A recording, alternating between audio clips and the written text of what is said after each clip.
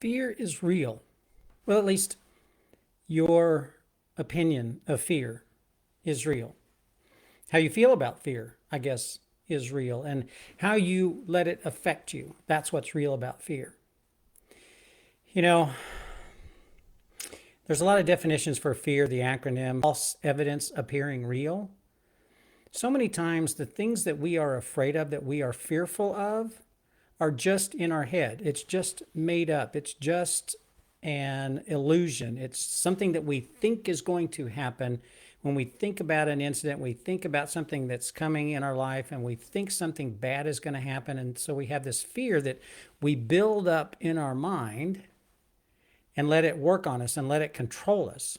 And then when it really happens, I mean, when you get to the event and it's like no big deal. I mean, why do we make such a big deal out of it all the time? And it kind of freezes us in our tracks and makes us not advance and not grow and not do the things that we really want to do.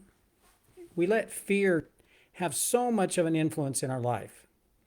So because we do that, and because we all are fearful of things. Now, there's some things you should be fearful of. Don't step out in traffic. It's be careful about things that can harm you. But fear isn't final. Fear isn't fatal. And so I want to talk today about how you can use fear as fuel in your life. Use fear to fuel you to achieve what you want to achieve, to get to the accomplishment, to get through your day. So many people have a fear of failure. It can be demotivating. It can cause you to not even try and move forward because you're just so afraid you're going to fail. You won't even try. It'll hold you back from stepping out and taking that next step because you're afraid you're going to fail. Well, I've talked about it before. Look at a little child that's trying to walk. They stand up, maybe you're holding their hand and they totter around and they take a step and you're so excited and they fall on their little butt. Or they fall on their nose and they bump their nose and they cry. What do you say? Psh, well, you're not a good human. Evidently, you're not going to walk, so you might as well give it up. No, you encourage them. And they get that encouragement and they move past the fear of falling down because they want to walk. They see you walking, they want to walk. So if you are walking today, and if you have ever walked, and I know some people have never walked, so I'm not really I'm not saying anything bad, but if you walked today, you overcame fear as a little child. So get over it. Fear is just a way to hold you back. It has nothing to do with the outcome and what you're going to achieve. Instead, use that fear as a motivator. It can be good. Fear can be good in your life. It'll keep you on edge. It'll make you work harder. And the harder that you work at overcoming your fear or trying to accomplish your objective, the easier it is to move past fear and to use that fear as a motivator, to use that fear as a tool to keep you moving forward. Because fear is real, it really is. And it's there, so why not use it? Don't ignore it because it's going to be there, so why not use it? The potential for fear should drive you to go out and pursue your goals and your dreams. It should fuel your desire to succeed in whatever you're working on. So, the first thing you need to do is you need to focus on your goals and dreams. What is it that you want to achieve? Focusing on your goals and dreams will push you forward. It will propel you forward to accomplish them. When self-doubt kicks in, you need to focus on your goals and dreams to remind yourself of where you're going. When the imposter syndrome shows up, because we all face the imposter syndrome. We may be successful in our lives, but we are so afraid that people will find out that we're a fraud or that we're an imposter because we just don't believe in ourselves enough. And we may be very successful. So fill your mind with what you want in your life, and those fears will start to go away if you focus on what it is you want. Keep your focus on your goals and your dreams. And when you do that, you need to have a positive mindset. You need to use positive thoughts, positive thinking. You need to think about the you need to think about the opportunities you have in front of you instead of the obstacles that will come up. Think of the opportunities instead of the obstacles. Focus on the good stuff. Focus on what's good and not on the possibility of the fact that you might fail. Yeah, you might. Okay, that's okay. But focus on what's important. Because what you focus on will flourish. If you focus on fear, you'll have more fear in your life. If you focus on failure, you will fail. If you focus on achieving, you'll have more success and more achievement. Focus on your goal. Have a positive mindset about achieving that goal and moving forward. And then change what you can change. Some things in the situation just can't be changed, but there are things you can control.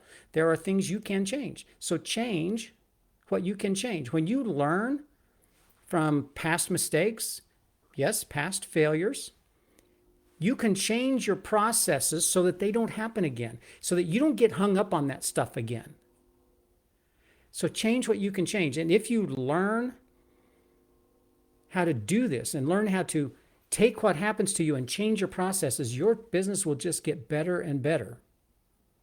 So when you see the obstacles coming, when you see these hard times coming, when you see the fear start rising up in front of you, make the changes that you know you need to make and avoid the hard times and the difficulties and move on past it.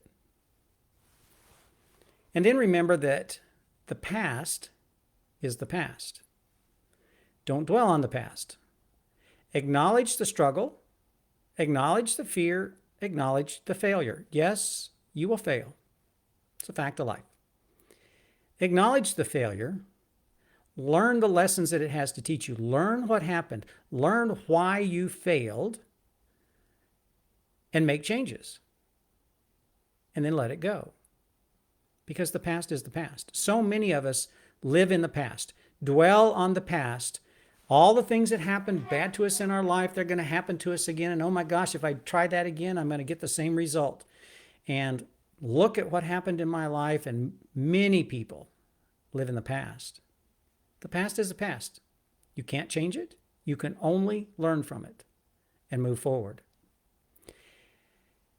And then the last thing you need to do to use fear as fuel, be grateful. What do you have to be grateful for in your life? Look around at your family. Look around at your house. Look at your job. Look at your business. Instead of focusing on fear and doubt and mistrust of other people and all the negative stuff that happens in our lives, and oh my gosh, happening in the world today, look at the good things that are happening. Sometimes you may have to look really hard to find them, and sometimes it may be the fact that you got up today and you're breathing. Start there. Be grateful for the day that you have. Be grateful for the life that you have, and be grateful that you get to try again today. And then just take joy in how you can positively impact other people. Because one of the biggest gratitudes we have is the people who are around us, who we're working with, who are headed in the same direction that we are, and that we get to influence and that we get to support and encourage. Be grateful for those people and have a positive impact on their life. Fear should be used to your advantage. Don't let irrational fear hold you back, because so many of the fears that hold us back from moving forward and achieving are just irrational. They mean nothing. They're bigger than what they ever really were or what they're going to be. Don't let them hold you back from achieving your goals and your dreams. That's crazy. It's all about how you can take control of this, of your own mind, and how you're going to let fear work on you. So are you going to let fear cause failure? Or are you going to let fear cause you to flourish? It's your choice. That's your Monday Mentor for today. I'm Mark Schinnerer, coming to you from inside the house because it snowed and it's still cold outside. I hope you have a great week. This is the second week of January. I hope you have a great week. Get it kicked off the right way. Have a positive mindset. Don't be afraid of what's coming. Figure out a way to get through it. Power through it to the end of the week. And you know what? I'll be back and talk to you tomorrow.